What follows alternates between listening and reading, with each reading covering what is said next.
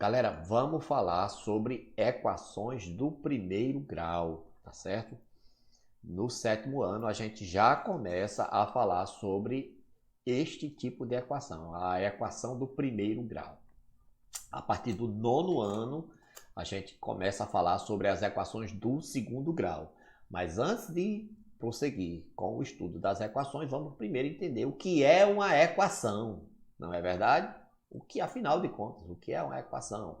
Então aqui está dizendo, olha, igualdades que contêm números, letras e operações. Nas aulas anteriores, nós já vimos como representar algebricamente uma sentença matemática. Então aqui eu tenho uma sentença matemática, o dobro de um número mais 5, que traduzindo para o matematiquês, representando de forma algébrica, eu tenho esta representação aqui, 2x mais 5. Vamos transformar esta expressão matemática em uma equação, igualando 2x mais 5 a 13. Traduzindo, eu tenho aqui que o dobro de um número mais 5 é igual a 13. Esta é a nossa equação. Daí vem a pergunta: que número é este? Que número é este cujo dobro dele mais 5 está igual a 13? Antes de nós respondermos a esta pergunta, qual é o número cujo dobro dele mais 5 é igual a 13, vamos entender quais são os elementos que constituem uma equação do primeiro grau. Primeiro, a incógnita.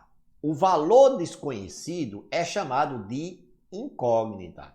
Então, no caso aqui do nosso exemplo 2x mais 5 igual a 13, o x é a incógnita dessa equação. Está aqui o sinalzinho da igualdade. Antes, eu tenho o primeiro membro e depois o segundo membro. E isto é interessante você saber disto, porque nas equações estes termos, mudam de um lugar para o outro. Eu vou pegar termos do primeiro, vou mandar para o segundo, vou pegar termos do segundo, vou trazer para o primeiro e assim por diante, ok? Termos são cada parcela da equação. Cada parcela da equação é chamada de termo. Uma equação tem, no mínimo, 2 termos, tá certo? Então, nesta equação que nós estamos considerando, 2x mais 5 igual a 13, nós temos 3 termos. 2x, 5 e 13. E, por fim, a raiz ou solução de uma equação. A gente já viu que a raiz é o quê? É a solução da equação. É aquele número que, substituído no lugar do x, a equação fecha. A gente obtém uma verdade matemática. Então, vamos verificar se o 5 é raiz dessa equação. Para isto, eu vou pegar a equação 2x mais 5 igual a 13 e onde tem o x, eu vou colocar 5. Tá certo? 2x mais 5 igual a 13 ficou 2 vezes 5 mais 5 igual a 13. A gente já viu em aula anterior que quando você troca o x por 5, não fica 25. Fica 2 vezes 5, porque você tem 2x, xx. Se cada x é 5, você tem 5 mais 5, 2 vezes 5, beleza? Então, 2 vezes 5, 10, mais 5 é igual a 13. Quando eu somo 10 mais 5, dá 15, igual a 13. Aí eu pergunto, 15 é igual a 13? No que você substituiu o x por um número e não obteve uma sentença verdadeira, significa que este número que você substituiu, x, não é solução da equação. Aí você deve estar imaginando, professor, passou do 13. Significa que o número, o valor de x, é um número menor do que 5. Faz sentido. Vamos testar, verificar se o 4 é raiz dessa equação. Então, vou novamente pegar a equação 2x mais 5 igual a 13 e no lugar de trocar o x por 5, eu vou trocar o x por 4.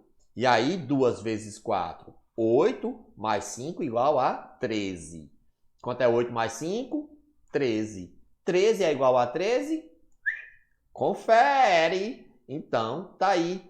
4 é raiz, ou seja, é solução da equação 2x mais 5 igual a 13. Mas aí você deve estar se perguntando, professor, será que não tem um jeito mais prático? Porque imagine se eu não conseguisse descobrir que número é só na segunda tentativa. Né? Vamos tentar 3, 4, 5 números para poder descobrir. Temos uma boa notícia. Há uma maneira prática de encontrar o valor de x em uma equação do primeiro grau. Então, nós vamos, a partir de agora, ver como podemos resolver as equações do primeiro grau. Aqui eu tenho duas operações. Olha, certo? Você está vendo só a cruzinha de mais, mas lembra que entre esse 2 e esse x tem um pontinho de vezes? Pois é. Então, galera, para a gente resolver, para a gente solucionar esta equação, usando este método bíblico conforme os 10 mandamentos, a primeira coisa que a gente faz é passar os números do primeiro para o segundo membro. E aí você já viu se o número está somando, olha a cruzinha de mais aqui, ele vai passar subtraindo. Então veja que este mais 5 eu escrevi do outro lado, menos 5. O restante do pessoal continua do mesmo jeito que estava. 2x é igual a 13.